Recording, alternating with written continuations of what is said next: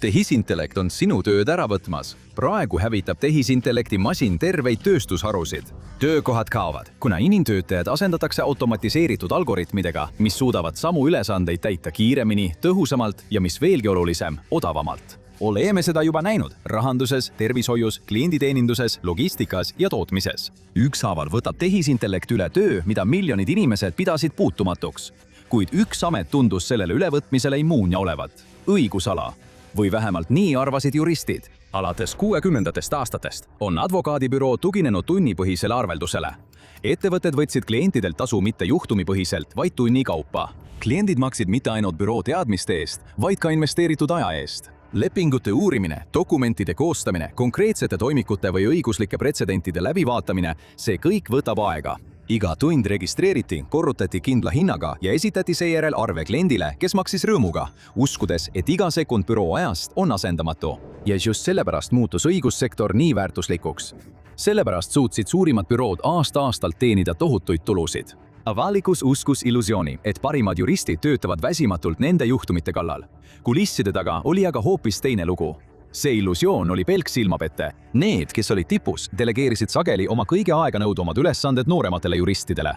Need algtaseme töötajad said siiski korralikku palka, kuid tõid firmale kokkuvõttes rohkem raha sisse tänu arvukatele arveldatavatele töötundidele, mille nad igal nädalal panustasid. Õigusvaldkond toimis nagu püramiid. Tipus olid kõige eliitsemad, kogenumad partnerid ja firmaomanikud.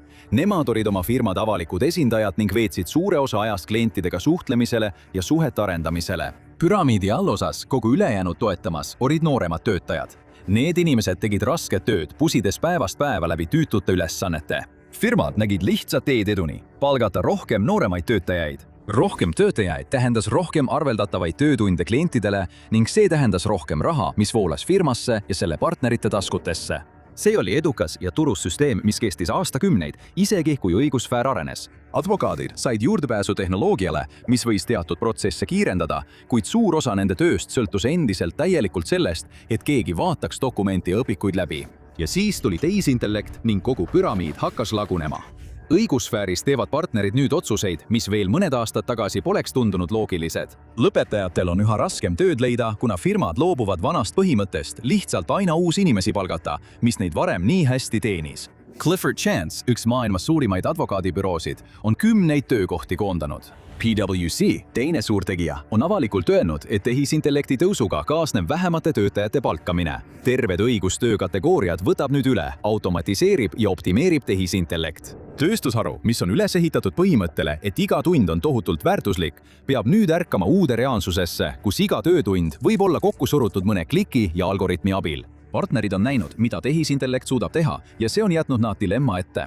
Kas nad jätkavad uute nooremate juristide palkamist või võtavad nad tehisintellekti omaks ja lasevad tehnoloogial rutiinse töö üle võtta? Vastus on ilmne. Suures advokaadibüroos esimese aasta juristi põhipalk on tänapäeval umbes 135 000 kuni 235 000 $. See ei hõlma selliseid asju nagu boonused, tervishoid ja muud kontoripinna ning varustusega seotud kulud. Mõned bürood katavad ka osa nooremate töötajate kraadiõppega seotud kuludest. Aastaid ei mänginud see hinnasilt firma kasumi seisukohalt tegelikult mingit rolli. Isegi kui firma kulutas noorema juristi palgale $200 000, tõi see sama töötaja arveldatavate tundidega sisse mitu korda rohkem. Nad olid nagu iseseisvad väga kasumlikud vabrikud, mis töötasid läbi tohutul hulgal tööd ja teenisid palju rohkem raha, kui nende ülalpidamine maksis. Nüüd saavad firmad üle minna vabrikule, mis on 1000 korda kiirem, suudab töötada ööpäevaringselt ja mis veelgi olulisem, selle ülalpidamine on odavam. Noorema assotsiaadi palk on $235 000.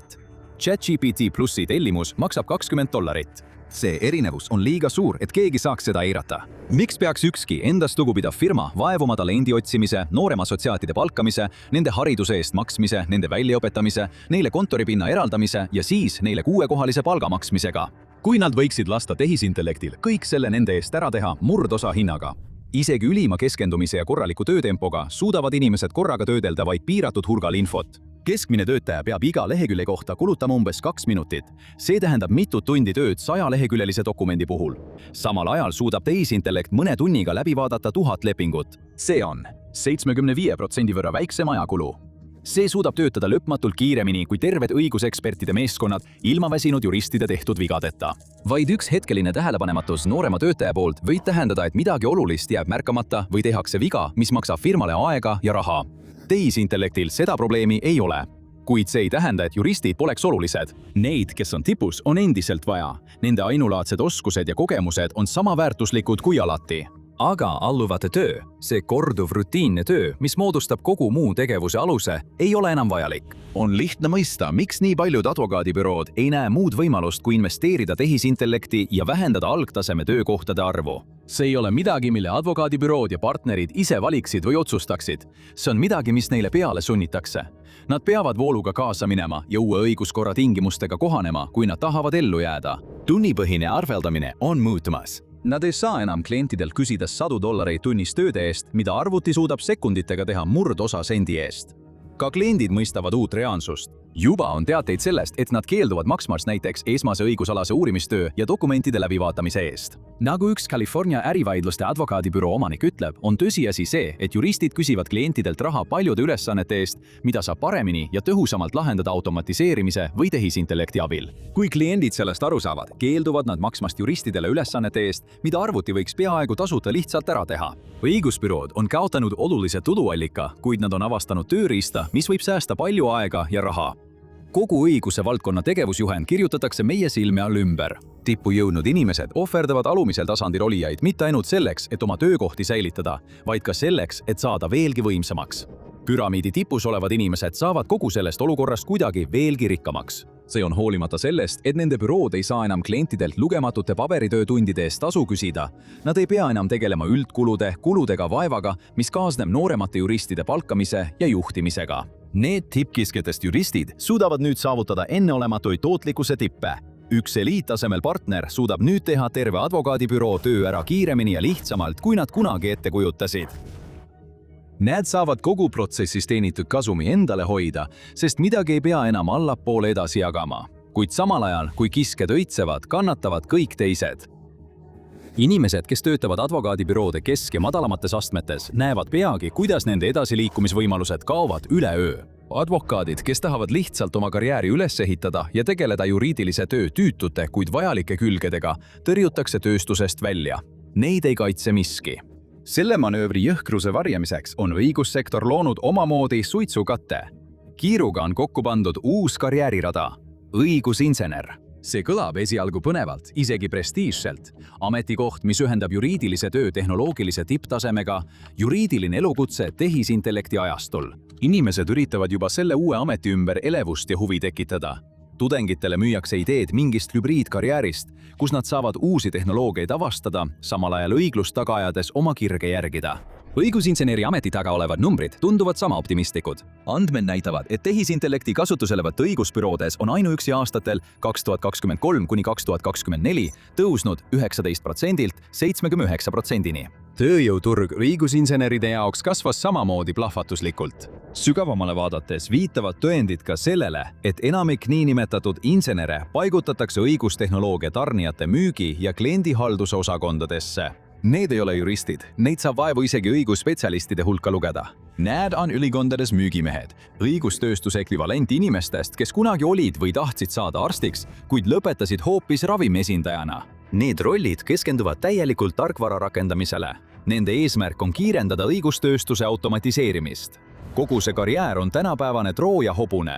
Inimesed, kes oleksid pühendanud oma elu kohtuasjadele ja õigussüsteemile, suunatakse ametikohtadele, mis õõnestavad nende ambitsioone. Neid petetakse mängima juhtivaid rolle just selle tööstusharu hävitamises, mis neile nii palju tähendab. Ja need, kes on tipus, teavad täpselt, mida nad teevad. Nad saavad aru, et nooremate juristide aeg karjääriredelil tõusta on läbi. Aga nad ei saa seda lihtsalt välja kuulutada. Nad ei saa öelda, et peatavad kõik värbamised ja loobuvad noorest talendist täielikult. Nii et nad mõtlevad välja uue rolli. Nad väidavad, et see on ideaalne tee, mida pürgivad õigustöötajad peaksid järgima ja annavad musta töö järgmisele põlvkonnale. Nad napsavad endale parimad ja andekaimad lõpetajad ning suunavad nad tarnijafirmade ametikohtadele, lubades, et kõik laabub lõpuks, aga tegelikult ei laabu. Neile noortele spetsialistidele antakse väljamõeldud tiitleid nagu lahenduskonsultant ja õigustehnoloog. Neile pannakse ülesandeks müüa tehisintellekti lahendusi firmadele, kes oleksid võinud nad ise tööle võtta ja välja koolitada. Neile tehakse ajupesu, et nad lõhuksid just selle redeli, mida nad ise pidid mööda üles ronima. See on tume ja räpane skeem. Kõige hullem on see, et isegi need insenerid ei ole vältimatu kokkuvarisemise eest kaitstud. Nende Trooja hobune põleb maha nagu iga teinegi algtaseme ametikoht, kui tehisintellekt on enamikesse firmadesse integreeritud. Siis pole õigusinseneride teenuseid enam vaja. Ja see võib juhtuda kiiremini, kui inimesed arvavad. Tehisintellekt ei levi mitte ainult kulutulena õigussfääris, vaid muutub iga päevaga ka targemaks, eriti mis puudutab keele lugemist ja analüüsimist. Kuigi see on keele keeruline vorm, on õigus oma olemuselt keel. Kõik käib sõnade, reeglite, mustrite ja terminite ümber. Just need asjad on need, mida tehisintellekt suudab kiiresti õppida. Sajandeid tähendas juriidiliste tekstide keerukus seda, et neid suutsid edukalt mõista vaid inimesed, kes olid end sellele valdkonnale pühendanud. Inimesed, kes veetsid aastaid juriidilise keele õppimise ja lepingute ning kokkulepete keerukuste uurimisega. Tehisintellekti mudelid ei pea seda tegema. Nende jaoks on 100-leheküljeline juriidiline mustand lihtsalt andmepunktide kogum, milles saab silmapilguga järeldusi teha ning mida saab analüüsida ja mõista. Ja neil polnud isegi vaja aastaid koolitust ja arengut, et selleni jõuda. 2023. Aastaks, vaid mõned kuud pärast ChatGPT avaliku väljalaset, sooritas GPT-4 ühtse advokaadieksami ja tegi seda suurepäraste tulemustega. See ületas tegelike õigusteaduse lõpetajate keskmist tulemust. 2025 aastaks oli tehisintellekt veelgi kaugemale jõudnud. OpenAI O3 mudel teenis Marylandi ülikooli 8 lõpueksamil hindeid A+-ist B-ni. Õigusvaldkonnal ja laiemal maailmal kulus aega, et seda tegelikult mõista, kuid tõde on see, et hetkest, mil tehisintellekt tekkis, oli selle sektori tulevik juba määratud. Nooremad juristid olid hukule määratud ning tuntud partnerid hülgaksid oma alustava töötajad odavate tehisintellekti tellimuste kasuks. Aga nende lähenemise probleem seisneb selles, et see keskendub ainult lühiajale. Sest kui firmad lõpetavad nooremate juristide palkamise, siis kuidas saab järgmine põlvkond vanempartnereid üldse esile tõusta? Kui noored spetsialistid ei veeda oma kujunemisaastaid vanemate mentorite käe all õppides, siis kes hakkab 10, 20 või 30 aasta pärast pidama juhatuse tasemel läbirääkimisi? Tänased tipppartnerid sellele küsimusele vastust ei tea. Veelgi hullem, neid ei huvita selle leidmine, sest nad teenivad endiselt raha rohkem kui kunagi varem. Ja kuna paljud neist lähevad pensionile enne, kui suured probleemid tegelikult ilmnevad, siis miks nad peaksidki hoolima? Miks peaks neid häirima, et hinnanguliselt 44% kõigist juriidilistest ülesannetest saab nüüd täielikult automatiseerida kaubanduslikult kättesaadava tehisintellektil põhineva tarkvaraga? Neid ei häiri, aga peaks. Kõiki peaks see huvitama. Sest kui 44% kõigist juriidilistest ülesannetest teeb ära tehisintellekt, tähendab see, et 44% triljoni dollari suurusest turust on kadunud. Umbes $500 billion ettevõtete aastastest kulutustest lahkub advokaadibüroodest ja liigub tarkvaratööstusesse.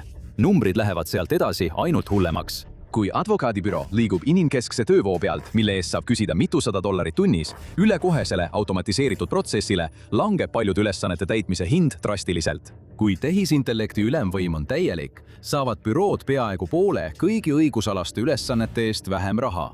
See ei ole jätkusuutlik. Mitte muidugi nende jaoks, kes on kõige tipus. Nemad jätkavad juhtimist kohtuvaidlustes ja ettevõtete lepingute allkirjastamisel. Kuid kõigi teiste jaoks nende all on tulevik sünge. Tuhandetele keskastme ja alustavatele õigustöötajatele on süsteem katki. Seda lammutavad need, kes peaksid seda kaitsma. Ja nüüd ei saa seda protsessi enam miski peatada.